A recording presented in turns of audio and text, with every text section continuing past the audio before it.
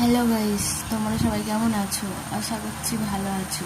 দেখো গাইস, আমি এখানে পাস্তা রান্না করব। তার জন্য আমি কে নিয়েছি দেখো। এখানে আছে পাস্তা, আমি সেদ্ধ করে ভেজে নিয়েছি, নিয়ে একটা গামলায় করে রেখেছি। রাখার পরে তারপরে কড়াই আমি ইন্ডাকশনে বসিয়ে আর এখানে মশলাটা ভাজা করে নিচ্ছি। যে পাস্তায় যে মশলাটা দেবো সেই মশলাটা ভাজা করে নিচ্ছি। দেখো এখানে আছে টমেটো, শসা, কাঁচা লঙ্কা, পেঁয়াজ, ডিম দিয়ে আমি মশলাটা রেডি করে নিচ্ছি পাস্তার জন্য। দেখো মশলার কালারটা কত সুন্দর এসছে, একটু ভাজা ভাজাও হয়ে গেছে। এটা রেডি করে নেবো।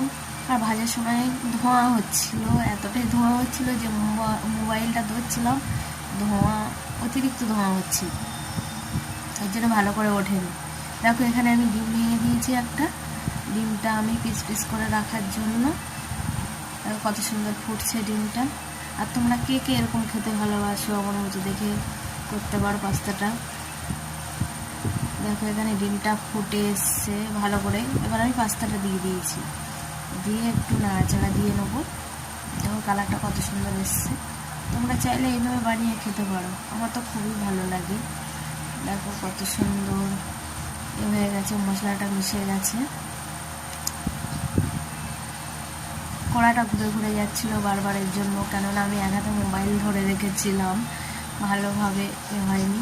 দেখো ফাইনাল লুক চলে এসছে পাস্তার।